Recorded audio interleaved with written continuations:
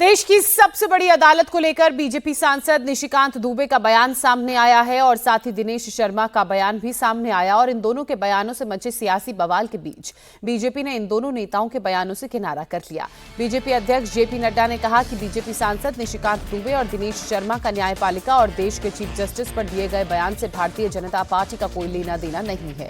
ये उनका व्यक्तिगत बयान है। बीजेपी ऐसे बयानों से न कोई इत्तेफाक रखती है और न ही कभी ऐसे बयानों का समर्थन करेगी। बीजेपी इनके बयानों को सिरे से खारिज करती है।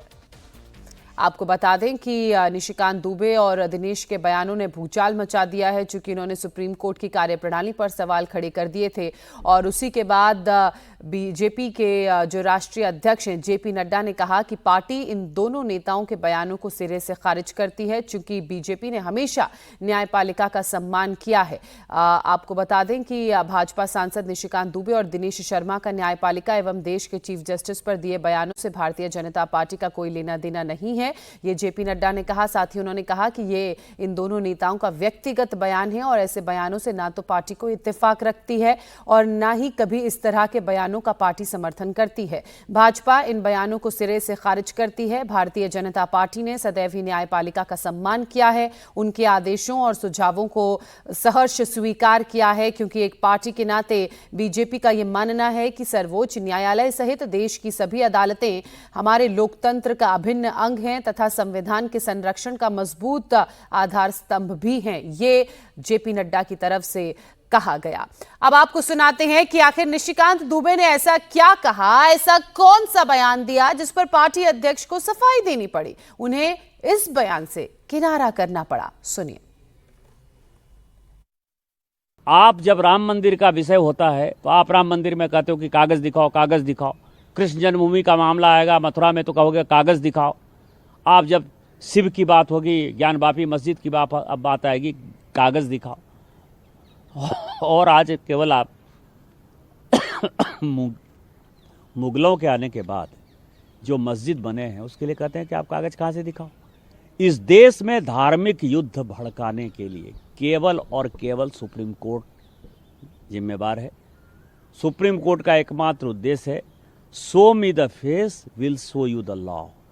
सुप्रीम कोर्ट अपनी सीमा से बाहर जा रहा है। सुप्रीम कोर्ट की सीमा यह है कि भारत का संविधान जिस कानून को बनाया उस कानून की उसको व्याख्या करनी है, और यदि वो व्याख्या नहीं कर सकती है और सब कुछ के लिए सुप्रीम कोर्ट जाना है तो इस संसद का कोई मतलब नहीं है, विधानसभा का कोई मतलब नहीं है, उसको बंद कर देना चाहिए। आर्टिकल 141 कहता है कि हम जो कानून बनाते हैं, हम जो जजमेंट देते हैं, वो लोअर कोर्ट से लेकर सुप्रीम कोर्ट तक लागू है। लोअर कोर्ट से लेकर सुप्रीम कोर्ट तक लागू है, लेकिन कानून बनाने वाला जो है आर्टिकल 368 क्या कहता है? आर्टिकल 368 कहता है कि इस देश के संविधान को, पार्लियामेंट को सभी कानून बनाने का अधिकार है। कानून की व्याख्या करने का अधिकार सुप्रीम कोर्ट का है। वो कह रहा है कि 3 महीने में जो है राष्ट्रपति बता दें कि क्या करना है, 3 महीने में गवर्नर बता दें कि क्या करना है, और उसके बाद आज जो है ये देश राम, कृष्ण, सीता, राधा, द्वादश ज्योतिर्लिंग से लेकर 51 शक्तिपीठ का है। सनातन की परंपरा है, लाखों साल की परंपरा है। सुना आपने निशिकांत दुबे को, इनका यही बयान जिससे पार्टी को किनारा करना पड़ा। बीजेपी सांसद निशिकांत दुबे ने सुप्रीम कोर्ट पर सवाल खड़े किए, चीफ जस्टिस को गृह युद्ध के लिए जिम्मेदार बताया, तो वहीं पार्टी के दूसरे सांसद दिनेश शर्मा ने भी उनका समर्थन किया। दिनेश शर्मा ने कहा, जब संसद के कानून पास हो गया, राष्ट्रपति ने उस पर दस्तखत कर दी, मुहर लगा दी, तो कोई भी संसद के आदेश को ठुकरा नहीं सकता है। हाइका का काम जो था वो वक्फ नियम बन गया। अब कोई भी भारत के संविधान के अनुसार कोई भी संसद को यानी राज्यसभा और लोकसभा को निर्देशित नहीं कर सकता, और क्योंकि राष्ट्रपति के दस्तखत हो चुके, राष्ट्रपति सर्वोच्च है, राष्ट्रपति को कोई चुनौती नहीं दे सकता।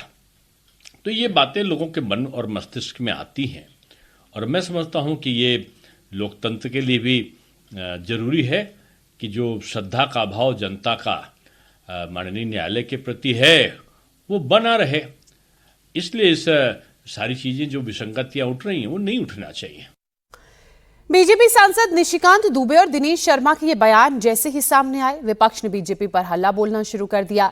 असदुद्दीन ओवैसी से लेकर सलमान खुर्शीद और एसटी हसन, तमाम नेताओं ने बीजेपी और पीएम मोदी पर निशाना साधा और निशिकांत दुबे के खिलाफ एक्शन लेने की मांग की। जो कहते हैं कि अगर कोर्ट कानून बनाएगा तो पार्लियामेंट को बंद कर दो। अरे अगर तुम पार्लियामेंट में बैठकर अपनी अददी ताकत की बुनियाद पर मुझे मिटाने का कानून संविधान के खिलाफ बनाओगे तो मेरे पास चारा क्या बचता है कि मैं आवाम में जाऊंगा और फिर कोर्ट को जाऊंगा। हम कोर्ट को गए, आवाम में भी जा रहे हैं। नहीं, कोर्ट कानून कैसे बनाएगा? अरे जालिमों, सुप्रीम कोर्ट का जजमेंट कानून का मौकफ रखता है। पढ़ो, तुम लोग ट्यूबलाइट हो, तुम लोग थम्स अप हो, तुम्हारे दिमाग में एक ही बात बैठा हुआ है, नहीं मोदी है तो खुदा है। अरे खुदा था, है और रहेगा उसी का नाम। आइन है और रहेगा, मगर इस तरह धमकी देना अदालत को। साधारण जो लोग हैं, जो एमपीज हैं या कोई और है, वो सुप्रीम कोर्ट पर प्रश्न चिन्ह लगाए या किसी भी कोर्ट पर प्रश्न चिन्ह लगाए, वो बहुत दुख का विषय है, बहुत दुख का विषय है। सुप्रीम कोर्ट अगर ना होता तो शायद इस देश के अंदर एनार्की हो चुकी होती और प्रजातंत्र खत्म होकर राजतंत्र शुरू हो जाता। एनार्की फैलाना और धार्मिक गृहयुद्ध फैलाने के जिम्मेदार तो ये वो तमाम फासिस्ट ताकतें हैं जिन्होंने हिंदू मुसलमान करके वोट हासिल करे, जिनको मस्जिदों से अजान पसंद नहीं है, जिनको हिजाब पसंद नहीं है, जो मुसलमानों की मॉब लिंचिंग कर देते हैं, जो लोग मदरसों और मस्जिदों पर बुलडोजर चला दें। गृह युद्ध फैलाने का काम वो लोग कर रहे हैं, न कि सुप्रीम कोर्ट कर रहा है।